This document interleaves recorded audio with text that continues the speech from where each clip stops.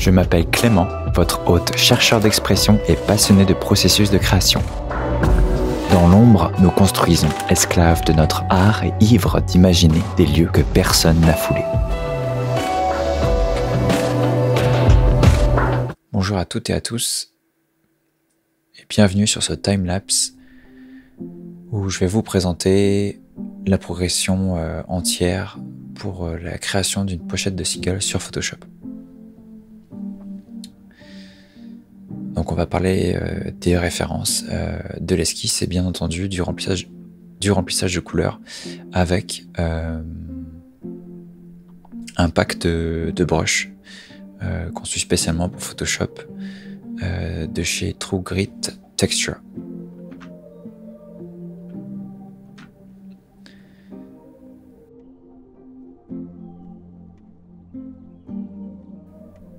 Donc dans un premier temps, j'ai construit directement en fait le croquis. Et vu que c'est une collaboration, en tout cas sur le single, c'est une collaboration, puisque j'ai participé aussi au mixage et à la création musicale du single.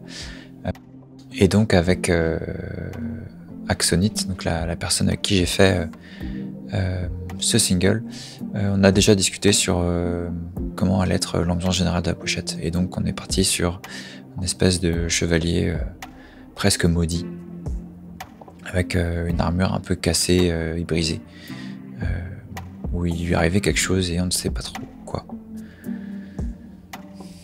Donc dans un premier temps, il faut bien construire le croquis, et vous allez voir que je vais rectifier le croquis ensuite une seconde fois, une fois que je vais rouvrir Photoshop, parce que ça, le timelapse a été fait sur plusieurs ouvertures et fermetures de Photoshop. Je n'ai pas fait une seule fois. Et donc avec des yeux frais, quand on rouvre la session, on s'interroge parfois sur la composition. Vous avez vu brièvement que j'utilise PureRef, qui est un logiciel qui me permet justement de collecter plein de références, ce qui me permet rapidement de savoir quelle texture je vais rajouter et quel élément. La principale chose à faire quand on dessine ce genre de pochette ou même de dessin, c'est de s'inspirer de l'existant. Donc l'existant, c'est toutes les armures de chevaliers qui existent déjà dans l'histoire du monde. Et c'est hyper intéressant justement de voir comment se composent les différentes armures à différentes époques.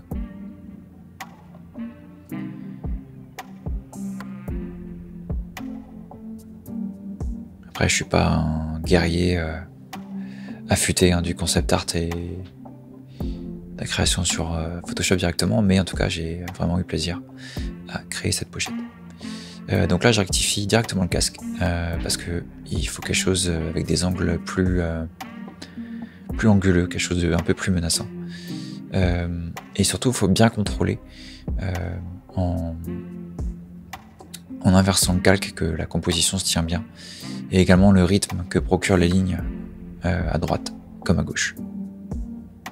Donc j'utilise pas mal de références pour savoir justement comment sont l'emplacement et toute l'ingénierie autour du casque.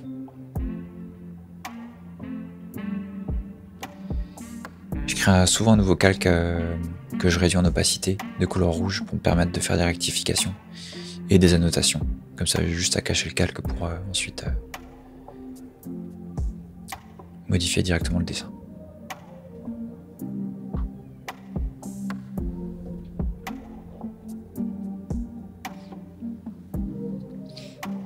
Donc là, les premières lignes commencent à se finaliser. Et c'est avec les petits ajustements en fait qu'on va commencer à voir le soldat arriver. J'utilise Adobe Color et également j'utilise la doc de chez True Grit Texture qui me permet de noter directement sur Obsidian les gammes. Comme ça j'ai pu aller chercher par la suite et je sais exactement où je vais. Là je commence la colorisation. Le fonctionnement de ces calques en fait, c'est que vous avez un calque pour le bleu, un calque pour le jaune et un calque pour le magenta. Ce qui fait qu'il ne faut surtout pas se tromper le calque entre les différentes couleurs. Il faut bien garder toujours la même trame de texture, ça c'est hyper important. Donc là on voit justement rapidement je note les quantités de pourcentage de couleurs qu'il faut pour un violet, un rouge, etc., etc.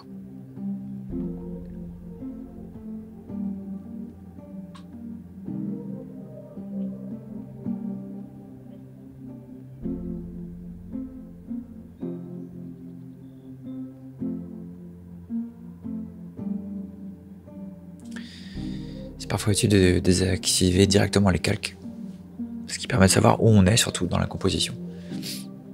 Donc là, j'ai désactivé le jaune et le bleu, comme ça je m'attarde essentiellement sur le magenta. Ce qui est plutôt agréable avec ce pack de brush, c'est que vous avez un brush qui est vraiment sensible à la pression que vous allez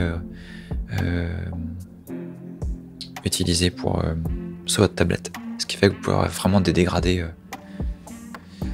plutôt intéressants. L'erreur que j'ai faite sur cette pochette, en tout cas sur le concept de ce personnage, c'est que je n'ai pas poussé le croquis à fond. Pourtant j'en ai fait des esquisses. Et en fait ce qui m'a... Donc j'ai dû recommencer ensuite, une fois que je me suis rendu compte en fait de mon erreur. Et j'ai dû tout recommencer à peu près, au moins la tête et le dos.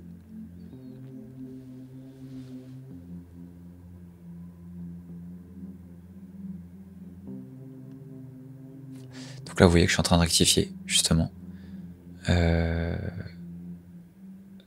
toute la composition de l'image, en tout cas du personnage. Je relève la tête, je relève quelques détails de l'armure, et je vais surtout enlever tous les détails un peu écailleux qu'on retrouve dans le dos du personnage, parce que ça faisait un peu trop poisson. Et c'est pas du tout ça que je souhaitais.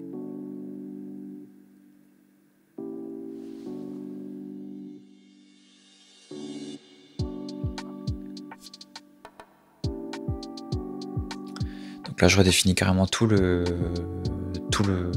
contenu du soldat. Des détails, des rectifications de l'arrière de la tête, de la colonne vertébrale, surtout là, en particulier avec la relation avec la tête, et ainsi que les détails. Voilà, donc on pourrait imaginer qu'il y avait des anciennes ailes presque brûlées. On sait pas trop ce qui lui arrivait à ce personnage. Comme si presque pas la lèpre, mais ou la peste. En tout cas, il est contaminé.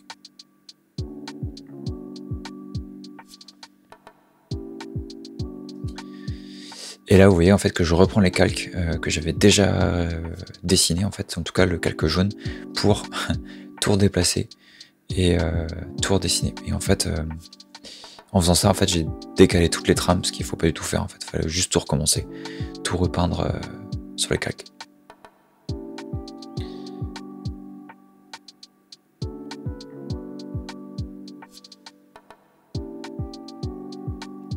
Et donc là, c'est reparti pour un tour.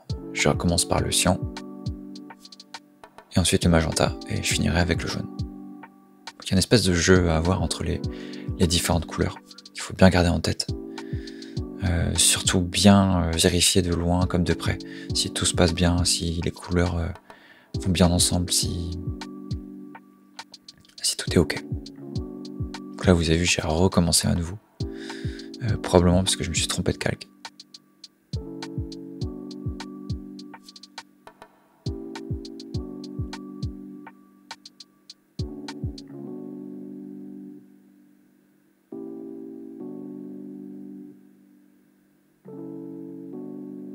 Et c'est pas mal d'avoir un œil frais, un regard sur les créations qu'on a. Enfin, en tout cas, c'est exactement ce que je fais pour tout d'ailleurs, comme la musique, comme le dessin, comme tous les autres projets que j'ai en ce moment. Prendre du recul.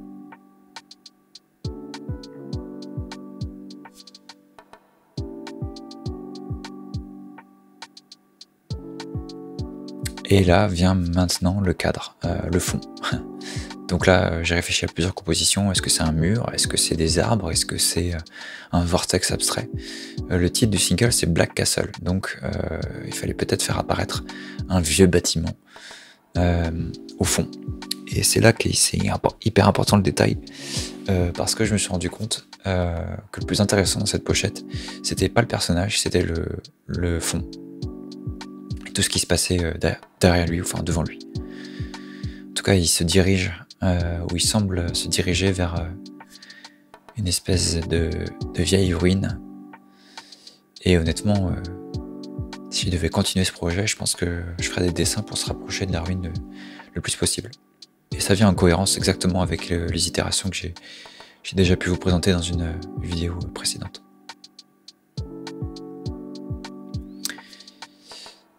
Donc ensuite, on va passer à l'organisation des calques, et ça c'est hyper important parce qu'en fait, si vous voulez, vu que le soldat est déjà sur les calques principaux magenta, cyan et jaune.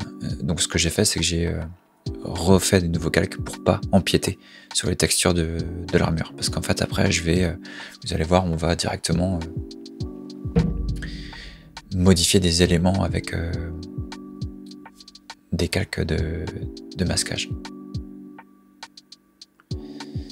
Un autre tips super cool, c'est par exemple vous prenez un brush de brume, vous le sélectionnez avec la baguette magique, qui plus est maintenant avec les nouvelles versions de Photoshop, c'est super précis. Et en fait, vous récupérez la texture du brush de la brume justement, et hop, vous pouvez sélectionner des effets hyper intéressants.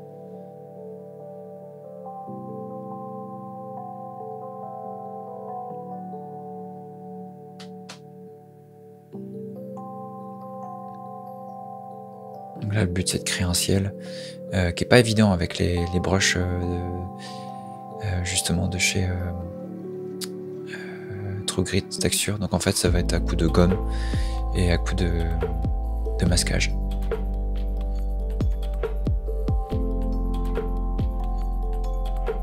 Et je vous parlais justement de récupérer exactement avec la baguette magique l'approche, enfin en tout cas le brush de la brume. C'est exactement ce que je fais. Donc là je sélectionne la brume et ensuite je vais repeindre directement avec d'autres brushes cette sélection.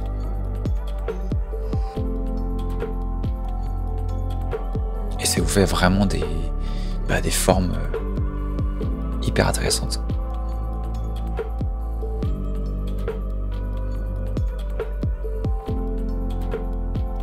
Et ensuite on retourne à la création du sol.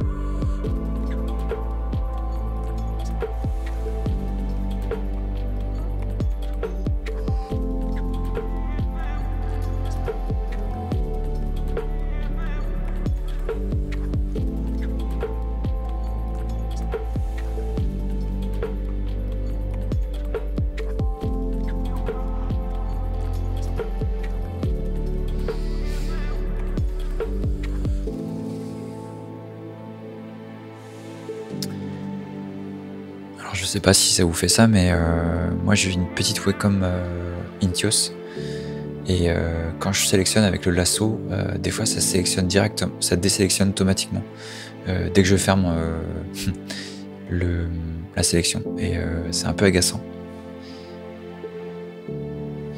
Et d'ailleurs, en manière de raccourci, sur la webcam Intios, vous avez juste 4 boutons de raccourci. Donc moi j'ai les zooms avant-arrière, et j'ai retourné le calque, tous les calques verticalement, comme ça permet de vérifier si la composition est bonne. Et je crois que le dernier bouton de raccourci, je sais même plus ce que c'est, je l'utilise pas beaucoup je crois. Je me demande si c'est pas la pipette. Donc là on passe aux ombres. En début de vidéo, on a vu que j'avais fait une grosse flèche rouge qui me permettait d'axer où était la lumière. Et donc c'est exactement ce que je suis en train de faire. Sauf que la lumière, elle vient du château. On voit qu'il y a une espèce de coucher de soleil vers le château au fond. Ce qu'il faut savoir, c'est que c'est un peu comme dans Blender, logiciel de 3D. La lumière peut venir de plein d'endroits différents en fait, selon l'espace où vous vous situez et ce qui est autour de vous.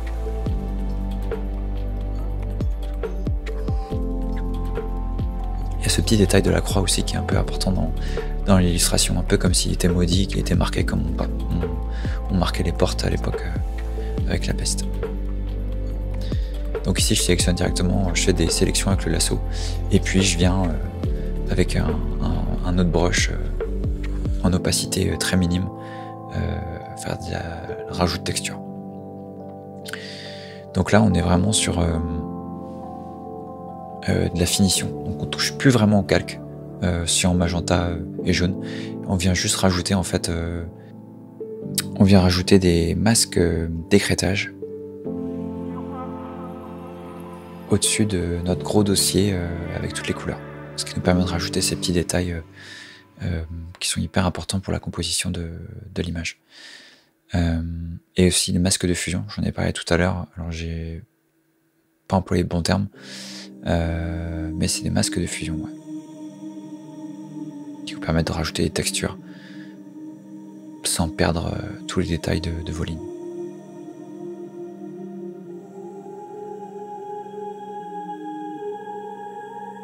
Ensuite, vous pouvez dupliquer bien entendu tous vos groupes, ce qui va rendre l'image un peu plus saturée. Là, on est vraiment sur une image uniquement en version web, donc il n'y a pas besoin, on s'en fout à peu près quoi, des saturations d'image. Ensuite, j'ai exporté, et là, je passe au test de typographie pour la pochette, ce qui est important. Et ensuite, je passe directement à la création de l'image. Et là, ça peut venir vite l'inspiration. Là, je suis parti sur une esthétique un peu VHS, avec les vieilles étiquettes comme il y avait à l'époque. Ce qui donne un petit côté moderne. On trouve ça souvent sur les nouvelles pochettes maintenant qui sortent en électro ou même en métal.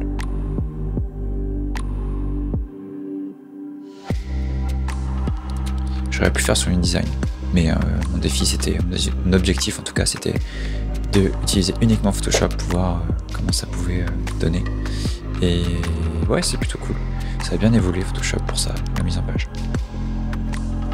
Et vu qu'on est en version web, c'est pour ça que je m'autorise à faire ça, sinon j'aurais bien entendu prendre InDesign pour la version d'impression.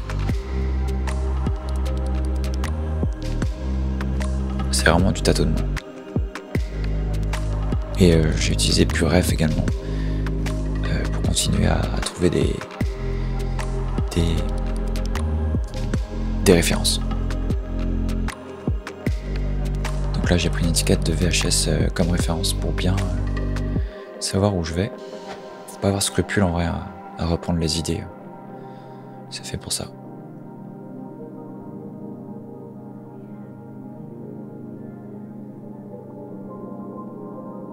Et là on a presque fini la pochette. Du moins elle est terminée. On va juste ensuite rajouter quelques textures et quelques détails croustillants, comme un petit code barre, un codage en bas64, et ensuite de la texture sur directement la pochette. Il ne faut vraiment pas hésiter à modifier le fond si besoin. Il n'y a aucune limite pour ça.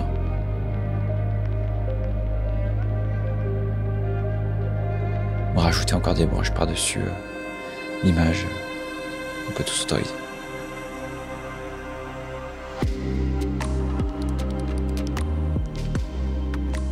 Et là, c'est le rendu final avec le mock-up du CD. N'hésitez pas à poster un commentaire si ça vous a plu, ou si vous avez un élément que vous n'avez pas compris que je pourrais